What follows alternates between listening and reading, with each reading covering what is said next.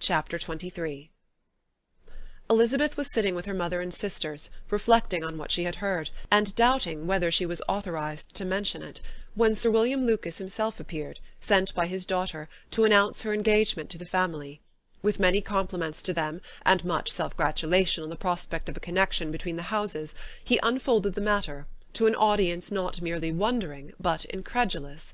For Mrs. Bennet, with more perseverance than politeness, protested he must be entirely mistaken, and Lydia, always unguarded and often uncivil, boisterously exclaimed, "Good Lord! Sir William, how can you tell such a story? Do not you know that Mr. Collins wants to marry Lizzie?" Nothing less than the complaisance of a courtier could have borne without anger such treatment, but Sir William's good breeding carried him through it all, and though he begged leave to be positive as to the truth of his information, he listened to all their impertinence with the most forbearing courtesy. Elizabeth, feeling it incumbent on her to relieve him from so unpleasant a situation, now put herself forward to confirm his account, by mentioning her prior knowledge of it from Charlotte herself, and endeavoured to put a stop to the exclamations of her mother and sisters by the earnestness of her congratulations to Sir William, in which she was readily joined by Jane, and by making a variety of remarks on the happiness that might be expected from the match, the excellent character of Mr. Collins, and the convenient distance of Hunsford from London. Mrs. Bennet was in fact too much overpowered to say a great deal while Sir William remained, but no sooner had he left them than her feelings found a rapid vent. In the first place, she persisted in disbelieving the whole of the matter. Secondly, she was very sure that Mr. Collins had been taken in. Thirdly, she trusted that they would never be happy together. And fourthly, that the match might be broken off. Two inferences, however, were plainly deduced from the whole. One, that Elizabeth was the real cause of the mischief, and the other that she herself had been barbarously misused by them all, and on these two points she principally dwelt during the rest of the day. Nothing could console and nothing could appease her, nor did that day wear out her resentment. A week elapsed before she could see Elizabeth without scolding her, a month passed away before she could speak to Sir William or Lady Lucas without being rude, and many months were gone before she could at all forgive their daughter. Mr. Bennet's emotions were much more tranquil on the occasion, and such as he did experience he pronounced to be of a most agreeable sort, for it gratified him, he said, to discover that Charlotte Lucas, whom he had been used to think tolerably sensible, was as foolish as his wife, and more foolish than his daughter. Jane confessed herself a little surprised at the match, but she said less of her astonishment than of her earnest desire for their happiness, nor could Elizabeth persuade her to consider it as improbable. Kitty and Lydia were far from envying Miss Lucas, for Mr. Collins was only a clergyman, and it affected them in no other way than as a piece of news to spread at Meryton. Lady Lucas could not be insensible of triumph on being able to retort on Mrs. Bennet the comfort of having a daughter well married, and she called at Longbourn rather oftener than usual to say how happy she was, though Mrs. Bennet's sour looks and ill-natured remarks might have been enough to drive happiness away. Between Elizabeth and Charlotte there was restraint which kept them mutually silent on the subject, and Elizabeth felt persuaded that no real confidence could ever subsist between them again. Her disappointment in Charlotte made her turn with fonder regard to her sister, of whose rectitude and delicacy she was sure her opinion could never be shaken, and for whose happiness she grew daily more anxious, as Bingley had now been gone a week, and nothing more was heard of his return. Jane had sent Caroline an early answer to her letter, and was counting the days till she might reasonably hope to hear again.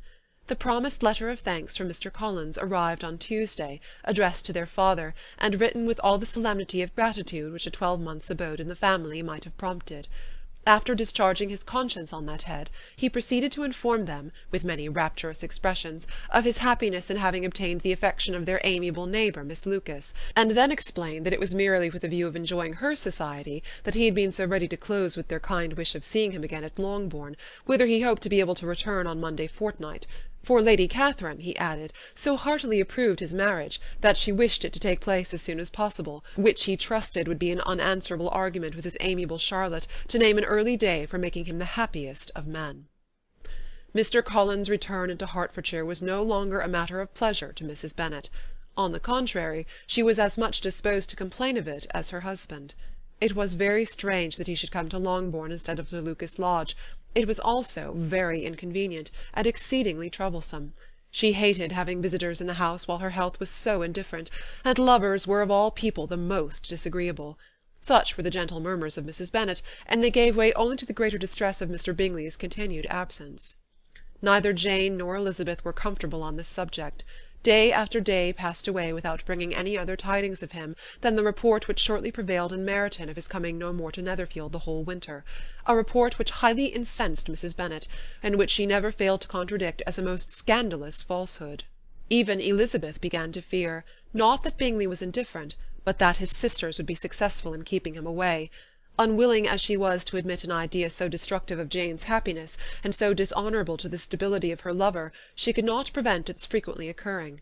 The united efforts of his two unfeeling sisters, and of his overpowering friend, assisted by the attractions of Miss Darcy and the amusements of London, might be too much, she feared, for the strength of his attachment.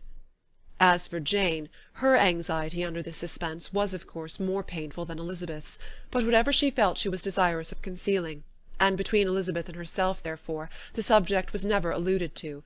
But as no such delicacy restrained her mother, an hour seldom passed in which she did not talk of Bingley, express her impatience for his arrival, or even require Jane to confess that if he did not come back she would think herself very ill-used. It needed all Jane's steady mildness to bear these attacks with tolerable tranquillity. Mr. Collins returned most punctually on Monday fortnight, but his reception at Longbourn was not quite so gracious as it had been on his first introduction. He was too happy, however, to need much attention, and luckily for the others, the business of love-making relieved them from a great deal of his company. The chief of every day was spent by him at Lucas Lodge, and he sometimes returned to Longbourn only in time to make an apology for his absence before the family went to bed. Mrs. Bennet was really in a most pitiable state. The very mention of anything concerning the match threw her into an agony of ill-humour, and wherever she went she was sure of hearing it talked of. The sight of Miss Lucas was odious to her. As her successor in that house, she regarded her with jealous abhorrence. Whenever Charlotte came to see them, she concluded her to be anticipating the hour of possession, and whenever she spoke in a low voice to Mr. Collins, was convinced that they were talking of the Longbourn estate, and resolving to turn herself and her daughters out of the house as soon as Mr. Bennet were dead.